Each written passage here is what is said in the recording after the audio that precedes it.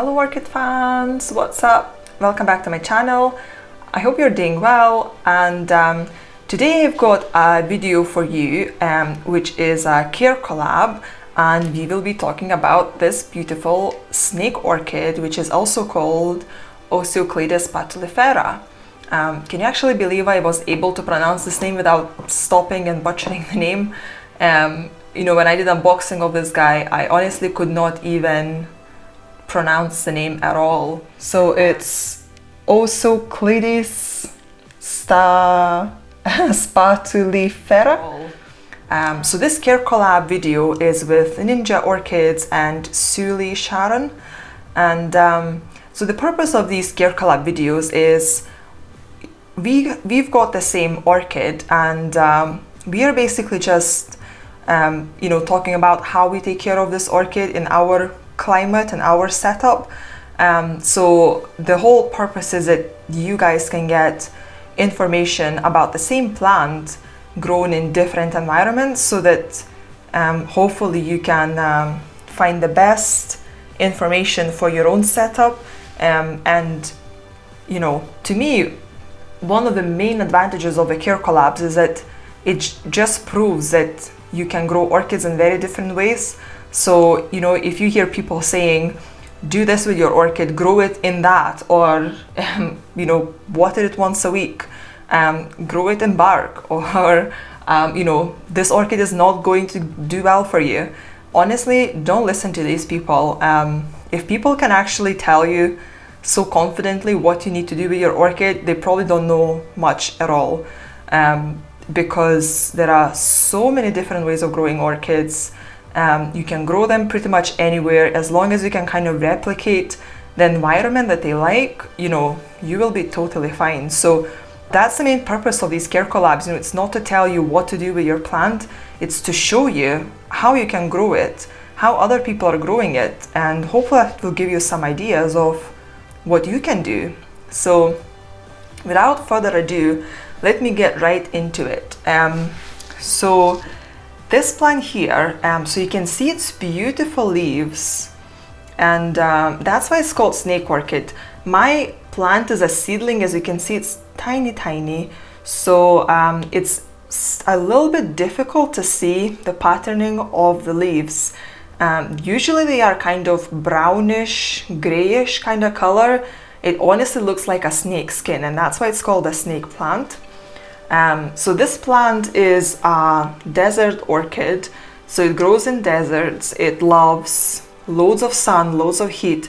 As you can imagine, in a desert, they don't have a lot of coverage, you know, from any other trees or anything like that. So you know, they are living on very limited resources. So water is not you know, they don't have too much of water around them or too much humidity, and those pseudobulbs, they you know, they provide the reserves to the orchid when it can't get any moisture and any water from the environment. And but yeah, as you can see, it is a seedling. It's very small. The pseudobulbs, they are kind of, I call them like onions. To me, it honestly looks like an onion, but they should be a lot bigger than that, and as the plant grows on, I hope they will get bigger. You can see I've got something growing here at the base, which, I mean, it should be new growth, but I don't know what it's doing. It's basically kind of split into three now. So I am honestly very confused what is going on. At first it was just growing as normal, so, you know, it just looked like a normal new growth, and then now it's doing this. So I have no idea what that is, but I'll keep you guys updated. Once I see what it develops into, then I will let you know what's happening with that. And I've got another pot here, and this is also Oeceoclades, but this one is perrieri, so it's basically a cousin of this guy. You can see the leaves are also mottled leaves. They are greener, and the pseudobulbs, you can see they are kind of narrower and a bit kind of taller, and this new growth is so beautiful, and it's already developing a leaf as well. It's also a seedling, as you can see, so it is pretty small, but that new growth is really nice. So I think this one is definitely on the right track.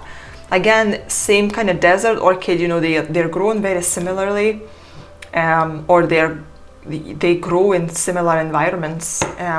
So I got them both at the same time. So the way I potted them up is I basically have a layer of leca at the bottom, and then I've got another layer which is ceramis. So to me, leca is basically for crocking the pot, and I would leave some water in the pot, so you know, leca is not going to rot away or deteriorate. So that's why I've got it there. It's inorganic. Then I've got ceramis to kind of keep the moisture up in the pot, and then the rest of it is small bark. So it's very small kind of seedling bark. And then after a little bit, after a while, I added a little bit of ceramis around the base of the plant, because it's a terrestrial orchid, so it doesn't like to grow roots in the air. It likes to grow roots kind of inside the medium. And as I noticed some root tips coming out of the base, excuse me, I just placed some ceramis on top again, just to kind of keep the humidity up and let the plant to grow the roots healthily. And you can see it's the same here. It's just the bark, it dries out so quickly. It doesn't really allow the plant to get a lot of moisture. The roots are not long on these guys, so it's really all the moisture you can pick up from the base of the media. That's all they're gonna be able to get. So that's why I just added some ceramis, just to see if that would help it a little bit. Yeah, they quite like to have a dry season as well. Not at seedling stage, so I'm not giving them any dry,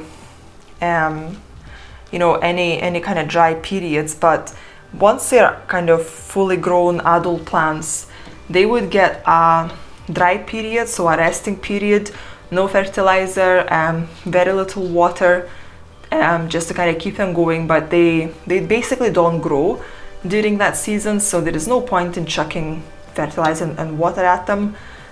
Just basically let them rest. And yeah, so very high light basically all year round, and quite high temperature as well, so they're quite warm loving plants. So they really like you know, to have warm environment. And then during growing season, I would give them a lot of fertilizer, to be honest. So when I say a lot, you know, I mean about 200 to 300 parts per million. So, you know, I wouldn't go crazy, but I think something like that they should be able to handle pretty well. But yeah, I think that is pretty much it.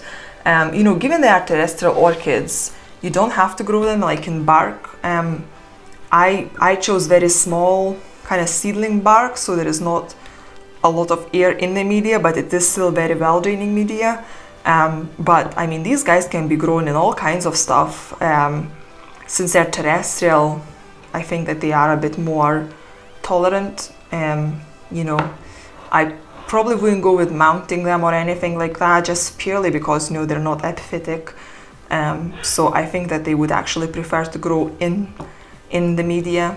So I think pots are probably working better.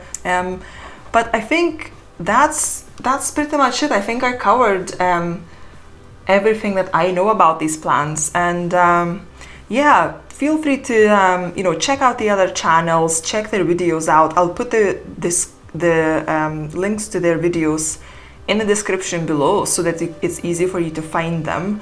And yeah, definitely go check them out. I know that Ninja Orchids has got a more mature plant, so you'll see what it looks like at more kind of mature stage. And yeah, and we will keep you guys updated over the course of, you know, how these plants develop and how they grow. We'll do the update videos as well in the future. And yeah, I hope you guys enjoy. Have a good rest of the day. have a good weekend coming. And yeah, I'll see you guys in the next video. Bye.